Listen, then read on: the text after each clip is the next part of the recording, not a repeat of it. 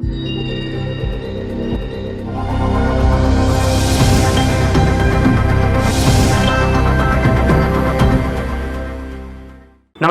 Public news R5 से मैं अनंतराम वर्मा। उत्तर प्रदेश की वर्तमान सरकार के दूसरे कार्यकाल का आज 1 वर्ष पूरा हो गया है। इसी के उपलक्ष्य में आज प्रदेश व जनपद स्तर पर भव्य कार्यक्रमों का आयोजन कर सरकार द्वारा चलाई जा रही तमाम जन कल्याणकारी योजनाओं व सरकार द्वारा किए गए विकास कार्यों की लोगों को जानकारी दी गई और आम जनमानस सरकार द्वारा चलाई जा रही इन योजनाओं से कैसे लाभ प्राप्त कर पाए, इस पर चर्चा की गई। आगे भी सरकार की विकास को लेकर क्या योजना है, इस पर भी प्रकाश डाला गया।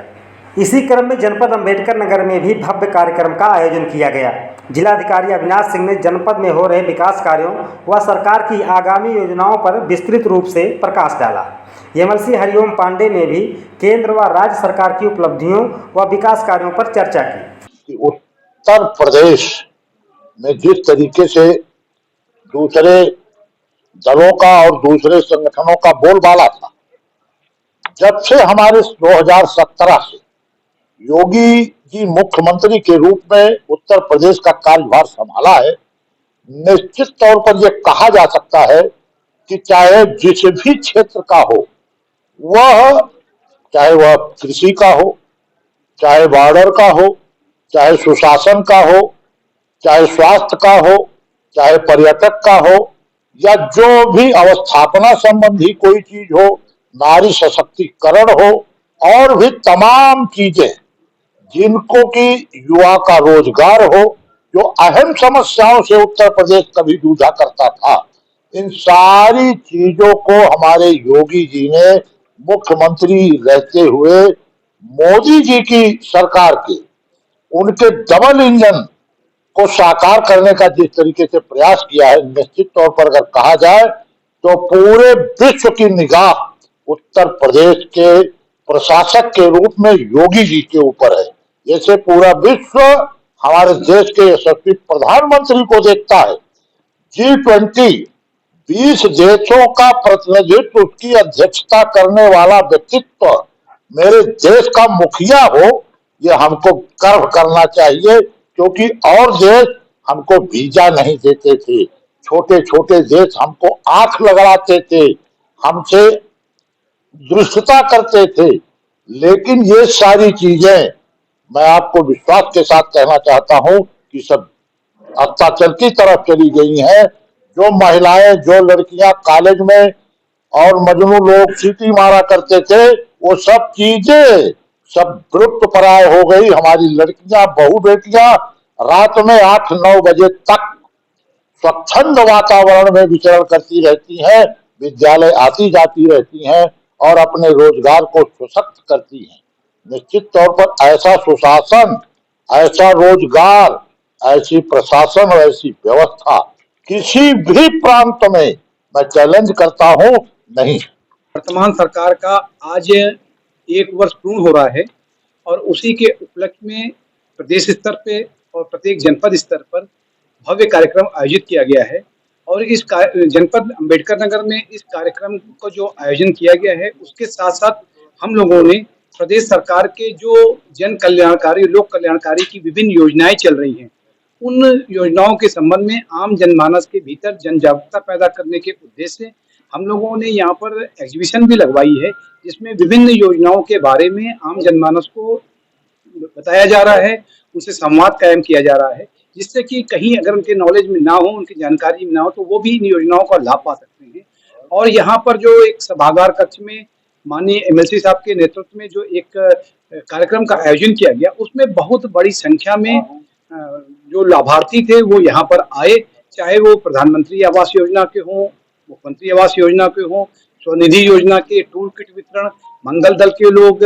जो हमारी एनआरएलएम की जो महिलाएं हैं, उनको 3 करोड़ 66 लाख का जो डेमो चेक दिया गया। इस तरह के तमाम कार्यक्रम यहाँ पर आज हुए, जिसमें कि बहुत से लाभार्थियों को जो लाभ की चीजें थी उनको प्रदान किया गया और उनकी भविष्य की योजनाओं के बारे में बताया गया। और इसके साथ ही जो आगे की हमारी एक रणनीति है, जो कि माननीय मुख्यमंत्री जी के प्रेरणादायी नेतृत्व में एक जो देश और प्रदेश का जो विकास का एक सोच चल रही है, माननीय प्रधानमंत्री जी के नेतृत्व में, माननीय मुख्यमंत्री जी के नेतृत्व में, उसको ध्यान में रखते हुए जनपद का जो प्रशासन है, विकास भवन, जो प्रशासन, पुलिस, हम सभी लोगों ने बैठकर एक निर्णय लिया है कि हमारा जो मुख्य एजेंडा है पहले की तरह वो विकास रहेगा। विकास में भी हम लोग इस बात का खास तौर से ध्यान देंगे कि जो माननीय मुख्यमंत्री जी की प्रत्येक स्पीच में, प्रत्येक दिशा निर्देश में जो एक कॉमन मैन के ऊपर खास फोकस रहता है, उनकी प्रत्येक योजनाओं के जो मूल में एक कॉमन मैन होता है, जो उनके बीच में कह लीजिए उस वो भी जो कॉमन मैन है हमारी प्रत्येक योजनाओं के बीच में कह लीजिए मुख्य बिंदु के रूप में वो शामिल रहेगा। और हमारी कोशिश रहेगी कि ये जितने भी कॉमन मैन हैं उनको जितनी भी योजनाओं की लाभकारी कल्याणकारी योजनाएं हैं उनसे हम लोग लाभान्वित करें। और सभी आज के दिन हम लोगों ने एक संकल्प भी लिया है, सभी अधिकारियों से कहा भी गया है कि कोशिश करें कि प्रत्येक अधिकारी कम से कम एक व्यक्ति के आंसू प्रत्येक दिन पोंछें। तो निश्चित रूप से चूंकि यहाँ पर अधिकारियों की इतनी बड़ी संख्या है, अगर एक अधिकारी एक भी व्यक्ति के आंसू पोंछता है तो हम एक दिन में बहुत बड़ी संख्या में ऐसे कॉमन मैन लोग उनकी आवाज में अपनी आवाज मिलाने में हम लोग सफल होंगे। और निश्चित रूप से जो विकास और के रास्ते पे जो हमारा अम्बेडकर नगर जनपद भी और भी तीव्र गति से आगे बढ़ेगा। दूसरा, मैं आपसे इस आपके चैनल के माध्यम से कहना चाहूँगा कि जनपद अम्बेडकर नगर में जहाँ विकास की असीम और अपार संभावनाएं हैं, वहीं यहाँ पर पर्यटक स्थल जो हैं, एक पर्यटन को यहाँ पर उद्योग के रूप में डेवलप करने की बहुत ज़्यादा गुंजाइश है। इस बीच हमने कुछ पिछले दिनों कई जगहों पे मैं गया था,